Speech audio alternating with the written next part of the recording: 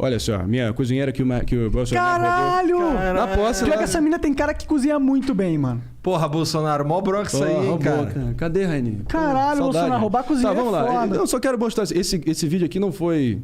Tá tocando o volume? Não tá. Põe na TV. Na TV? Não. Põe aí. Aumenta o volume aí. Volta aí, Bom, volta. isso aí na minha sala. Para pra pensar. Na minha sala, vídeo que não foi ao ar, mas pra mim é muito revelador, né? Tá tocando? Não tô ouvindo. Não tô Eu tô ouvindo. ouvindo também não. Não tá tocando. Pô, tu é burrão, hein, Jean? Pô, Jean. Caralho. Jean, burrão, hein, Jean? Moral, burrão, mano. Tem essa aqui, ó. Sempre tem uma desculpa. É, mas... Ah, agora Ah. foi. Esse é o candidato que 57 milhões votaram, olha. O Brasil tem tudo para ser uma grande nação. Qual é o seu maior problema? O nosso maior problema é o político. São as indicações políticas. É o toma lá, da cá. E as consequências desse tipo de fazer política é a ineficiência do Estado e a corrupção. Tem que jogar pesado nessa questão, valorizar a sua Polícia Federal, valorizar o seu Ministério Público, os homens que realmente vão atrás desses que temem roubar a nação. Temos que jogar pesado na questão da educação. Os currículos escolares não podem continuar com ideologia de gênero ou com doutrinação no tocante à segurança. É a mesma coisa. Você não pode continuar com essa... Enfim, esse aí já tá bom já. Esse é lá a sua casa, então, isso aí. Sim, na minha sala. Bom, esse aí... Bom, eu que... Esse é o Bebiano. pausar. Bom, o que só pra elucidar, meu irmão, o cara tá no colo do Centrão. Acho Sim, que tá bem cara. configurado que ele é um estelionatário eleitoral. Sim, com certeza. Beleza, mas eu não quero... nós não quero parecer ingênuo, que eu acho que a política é uma casta de anjos ali em prol do Brasil. Mas o Bolsonaro é bem não assim. teve punho firme. Na hora que ele falou, tem que pegar pesado, ele pegou pesado ao contrário. Mas ele fez toda uma articulação para blindar o próprio filho, no caso, que estava incorrendo. Então, O problema é exatamente. que veio à tona isso logo no início do Tinha governo que dele. jogar né? pros leões mesmo que se foda. Deixa o filho se fuder, mano. Se reelegia com 80%. Mas sabe qual que é o enfim, problema? também- mas É que aí se o filho você se tocou num ponto fudesse, ele ia interessante. pegar o Bolsonaro também. Você acha que ele não tá no meio? Você tocou num ponto interessante, jogava pros leões. Eu tinha essa impressão que, pô, talvez ele é o cara... Ele é o bastião da moralidade, ele é o arauto da moralidade. Ele vai, de fato, colocar o Brasil nos trilhos éticos, finalmente. Bom, fato é que esse vídeo aqui foi gravado 6 dias antes do Bebiano falecer.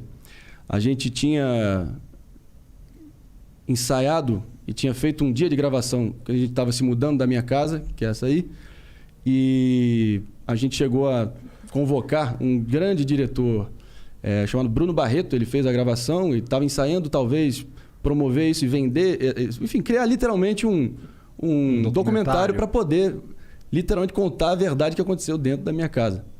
E muitas pessoas tentam diminuir, dizendo que não, ele foi eleito na esteira, enfim, só das redes sociais, mas ninguém sabe o que foi 55 pessoas trabalhando até 4 horas da manhã numa academia, quando você saiu de 7 segundos para 30 minutos, né? Então...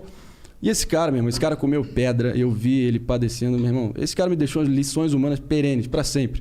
Então, qualquer assim, frustração e decepção que eu tenho hoje em dia é 100% em função do que foi feito com ele. Eu vi o calvário que ele teve que enfrentar. E esse momento, ele, por acaso, de todos nós, era eu, ele e meu pai, acho que ele foi o único que gravou um depoimento individual naquele dia. E assim foi feito e acabou que foi muito... ficou para a posteridade, né? Tanto que 6 dias depois ele veio a óbito. Mas nesse momento aqui acho que revela um pouco dessa dúvida que fica. Será que o Bolsonaro de fato é o La Família é primeiritar, que tem que prevalecer a família? Ou ele seria o cara que teria grandeza e cortaria na própria carne? Uhum. Então acho que esse depoimento é um pouco longo, mas acho que é bem revelador. Eu acho que em primeira mão aqui no Flow eu estou mostrando aqui. Eu quero ver também, eu tô curioso.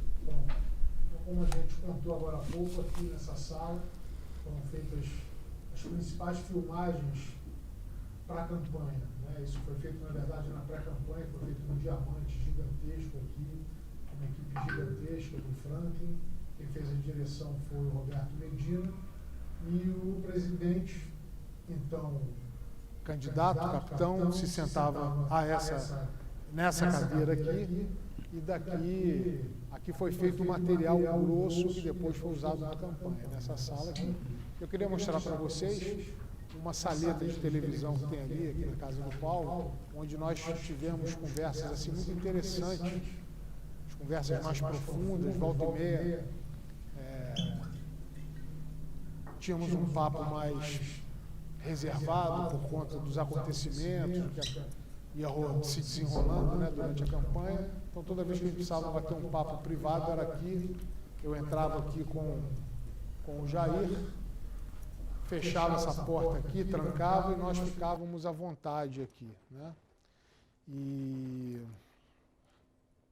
nós tivemos, eu me lembro de uma conversa que nós tivemos aqui, pouco antes da conclusão do segundo turno. Foi marcado um encontro nosso aqui de manhã e eu me atrasei, eu cheguei um pouco tarde e o Jair já estava aqui. E aí eu desci, encontrei o Paulo falou, olha, ele quer falar com você reservadamente, está lá na sala de televisão. Eu vim para cá, o ar-condicionado estava ligado, televisão ligada aqui, ele assistindo alguma coisa, um videotape de futebol.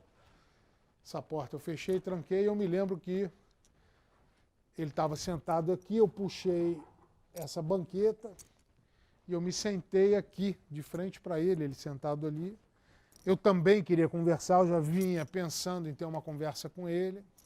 E eu me sentei aqui nesse puff, e assim, muito próximos, né? Ele sentado aqui nessa poltrona, eu me lembro que eu me debrucei aqui, e a conversa começou, e ele virou para mim e falou assim, Gustavo, você está isso aqui para se tornar o próximo ministro da Justiça. Só que você precisa alongar o seu pavio, você tem um pavio muito curto. E no mundo político você tem que ter muita tolerância, você não pode pisar no calo de um deputado federal, de um senador, porque um movimento errado desse pode abrir uma crise com um final imprevisível para o governo, né? Então, eu confio em você, me fez muitos elogios e disse que eu estava assim para ser o próximo ministro da Justiça. E já havia um zum nesse sentido, eu nunca tinha pedido nada para ele. Na verdade, essa ideia nasceu, eu não sei se foi da cabeça do deputado Julian Lemos, quem foi. Havia um zum, mas nunca tínhamos tido uma conversa assim de forma direta. E nesse dia eu falei para ele que eu não sabia se eu estava preparado para a função, não sabia se era isso que eu queria, não sabia se seria essa a melhor contribuição que eu poderia dar para o meu país e para o governo dele. Botei as mãos assim, uma mão em cada joelho dele aqui e disse assim, capitão, só tem uma coisa que eu lhe peço, eu não faço questão de nada, eu nunca lhe pedi nada, mas tem uma coisa que eu quero lhe pedir, lhe dizer, a única coisa que eu não estou preparado é para ser deixado pelo caminho. Eu gosto de servir, mas eu não estou disposto a ser usado. E em alguns momentos fica uma pulga, uma dúvida, uma pulga atrás da orelha, se eu estou sendo usado ou não, porque eu estou me doando faz 2 anos. E mencionei alguns episódios que estavam me desagradando naquele momento. E ele deu a palavra de honra dele que isso não aconteceria, que ele, como bom militar, com uma formação, né, o caráter forjado pelas Forças Armadas, que ele jamais deixaria um soldado pelo caminho. Dito isso, eu falei para mim, está tudo bom, eu quero ajudar da melhor forma, estou pronto para jogar em qualquer posição. Eu só não estou pronto para ser deixado pelo caminho. E essa foi uma das conversas que houve. Eu me lembro de uma outra conversa, dessa vez ele estava sentado ali, no sofá, nessa parte de trás. E nesse dia estávamos eu, ele e o hoje deputado Julian Lemos da Paraíba, que foi uma das pessoas que mais se dedicou, que mais ajudou o presidente, mais ajudou o Jair a chegar lá, né? O Julian coordenou a campanha em todo o Nordeste, foi precursor naquela região, que é muito difícil, né? Uma região tradicionalmente do PT. estávamos nós 3 aqui. E num dia anterior o Carlos tinha irritado muito a todos nós por conta de ataques infundados, gratuitos, que ele tinha feito nas redes sociais em relação a uma série de pessoas, inclusive pessoas da equipe de comunicação, que trabalhavam muito aqui para que o projeto fosse bem sucedido. E o Carlos disparou a metralhadora giratória por conta de ciumeira. E nesse dia o Jair virou para mim e falou assim: "Ô, Gustavo, processa ele. Processa ele." E eu disse para ele: "Capitão, seus filhos não. Os seus filhos não." E ele disse: "Mas o moleque tem que aprender. Está na hora dele aprender."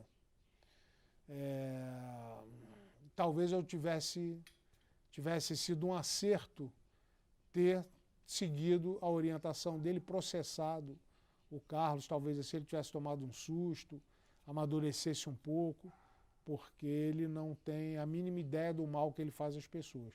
Mas enfim, houve várias conversas aqui, toda vez que era preciso, como eu disse, um papo mais privado, tratar de um assunto com maior reserva, nós vínhamos para cá, fechávamos essa porta e conversávamos aqui.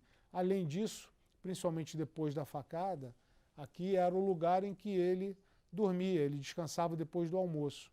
Ele precisava reposar, não dava para manter o ritmo frenético que nós imprimíamos antes do incidente, da facada.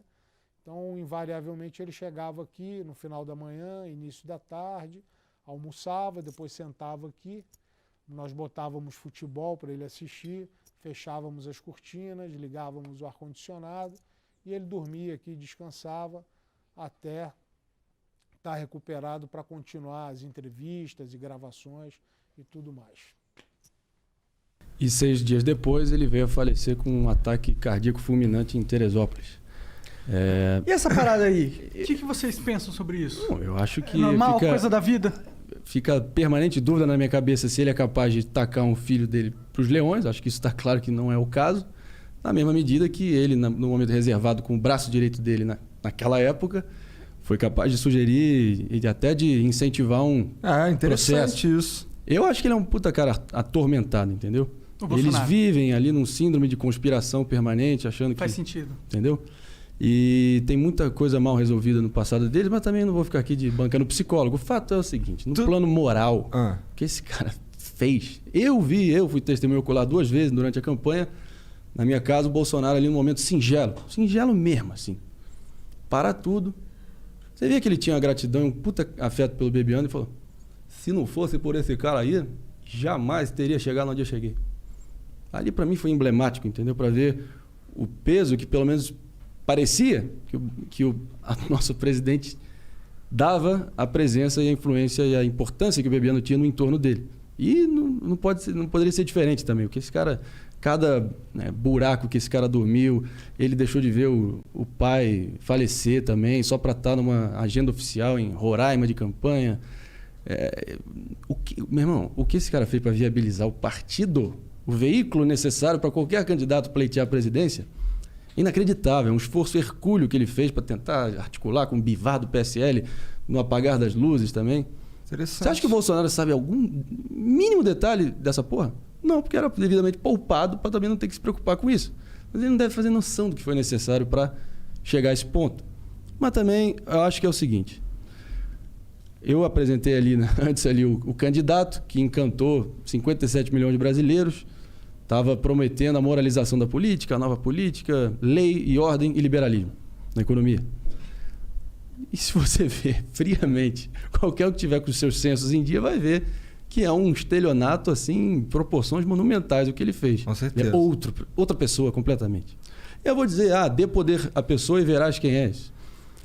O poder corrompe absolutamente. Tem as frases aí que perduram os anais da história que podem tentar explicar isso, mas eu acho que ele é uma pessoa falha no plano moral e, ao mesmo tempo, ainda tenta se erguer como tiozão, turrão, eu acho autêntico. Que ele tá numa de se manter no poder de qualquer maneira. E justo. Acho que, enfim, legítimo.